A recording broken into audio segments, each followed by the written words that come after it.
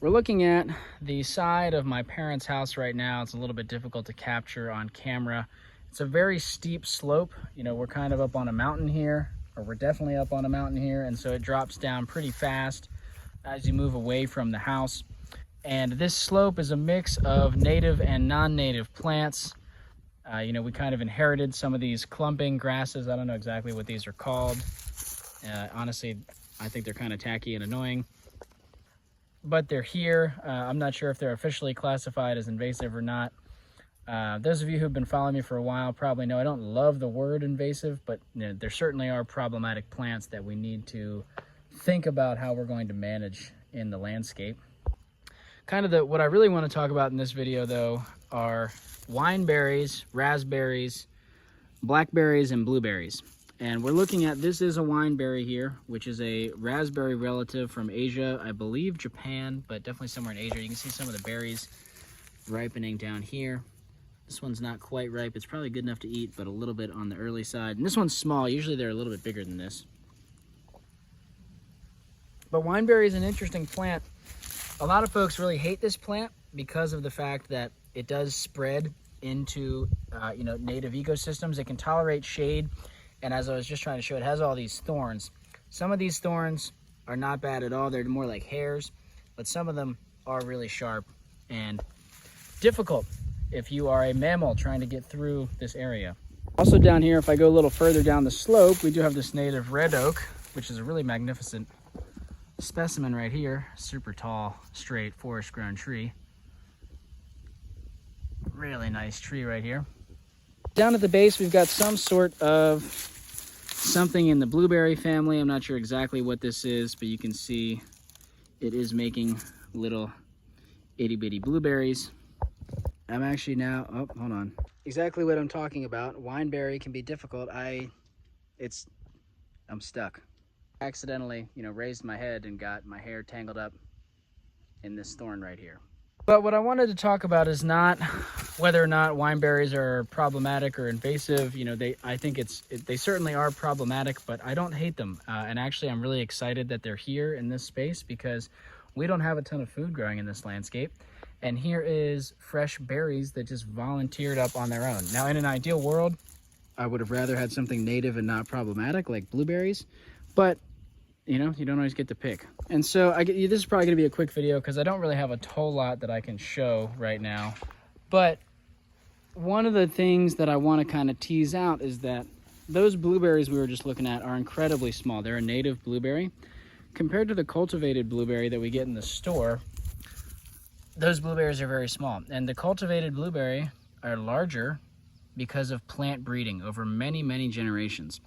Think about your blackberry that you get at the store. When you get blackberries, they can be very large. They grow on thornless canes. You compare that to some of the wild blackberries that spread around, which are covered in thorns. I think there's potential for wineberries to be bred to not have these thorns and therefore make them much more useful both for humans and for wildlife. A big reason why they're problematic is not just that they can spread in shaded areas, but also that they're, although they offer food for wildlife, they're very tricky to pass through. It's very easy for an animal to get damaged on these thorns. It's easier for humans to get damaged. We have pretty soft skin. We don't have thick hides. We don't have hair.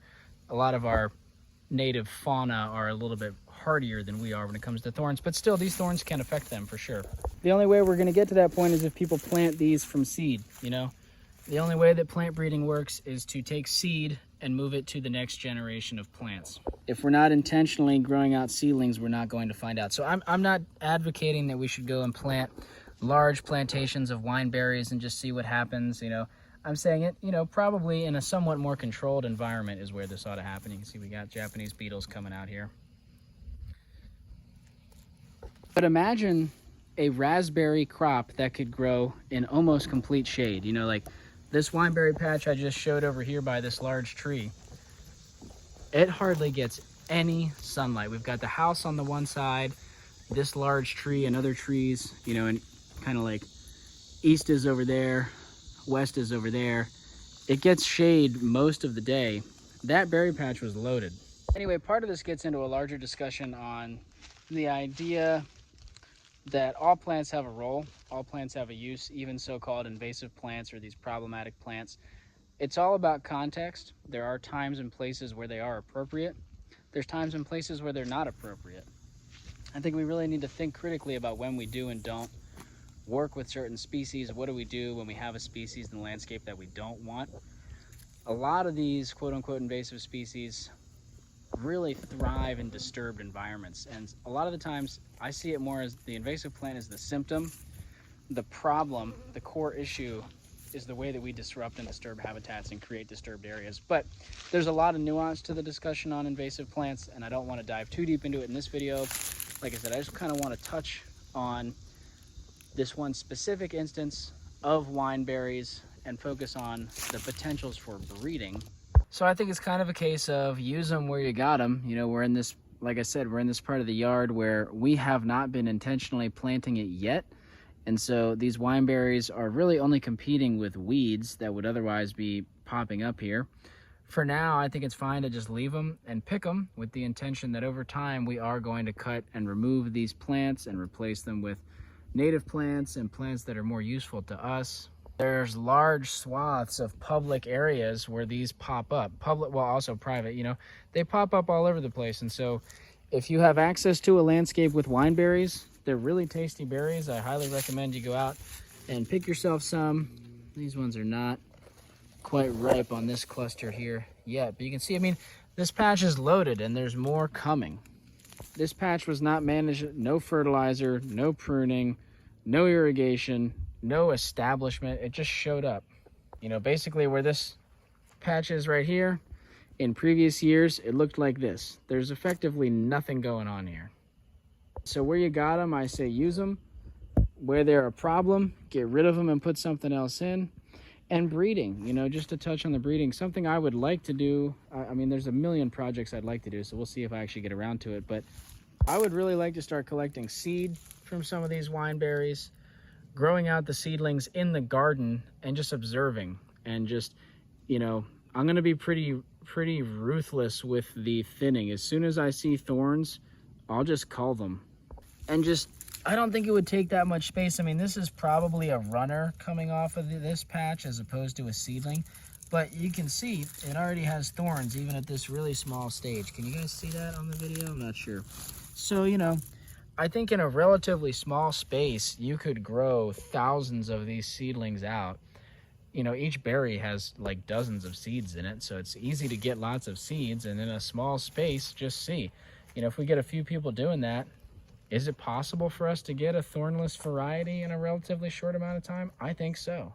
And doing it in that way, you know, we're not going and planting out tons of wineberry seedlings out in the landscape where they could escape cultivation and kind of contribute to invasiveness issues. We're doing it in the garden. If they've got thorns, we completely kill them, cull them out before they have a chance to set fruit and escape. So I don't know, it's just an idea. There are so many wild foods that if people had not done that type of work over countless generations of human and plant lives, you know, we wouldn't have the food that we have today, right? You know, the ancestors of peaches and plums started out as fruits probably that big, right? The same stuff that I talk about with the nut trees. The powers of time and selection are pretty awesome.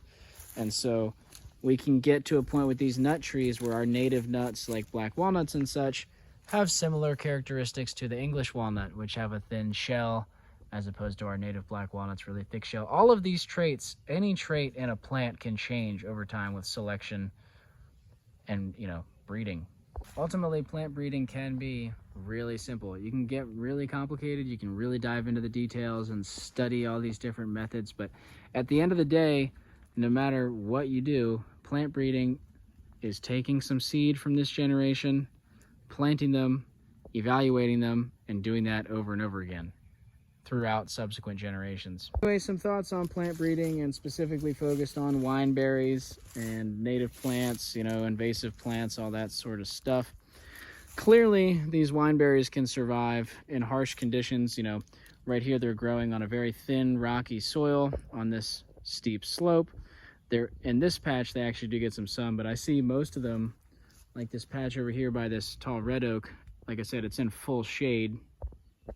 So although they are problematic, although they have thorns and they spread, they make delicious berries. You know, berries are also full of nutrients and antioxidants and all that stuff. I think when and where it's appropriate, work with these plants, you know, use them to our advantage. And when it no longer becomes appropriate, remove them and replace them with something else. Anyway, at this point, I feel like I'm being repetitive. I think you guys probably get the gist of what I am trying to say. Let me know if you're working with wineberries. Do you love them? Do you hate them? Does anyone know of any breeding work going on with wineberries? I have done literally no research to see if there has been any breeding with them. I don't think there's any cultivars out there available. Not really sure why, but and just ending thought, you know, remember how far we have come from some of our wild plant ancestors to the cultivated foods of today, both of which are important. It's very important to be preserving and protecting these wild gene pools, as well as continuing to develop new cultivars of food. Look at this caterpillar, yo. What in the world is that? I don't want to touch that guy. I'm not sure if this guy is friend or foe. I mean, obviously, I don't think I want to touch him, but I don't know if it's a pest or if it's a beneficial, you know, native insect. I'm going to look it up after I get off of this little video rant. We can use this to segue into a really interesting final point, which is all of our cultivated food crops, or most of them, are grown from clonal propagations, cuttings, grafting, that sort of thing. This means that from generation to generation, there is no genetic variation. And so a lot of our, you know, when you have a field of all grafted peaches, you have a lot higher susceptibility to pathogens and pests and changing climate. We're running into some really scary shifts in the weather patterns due to climate change. And so it is now more than ever very important to be continuing to plant new seedling varieties of all of our food crops so that we can benefit from that genetic diversity.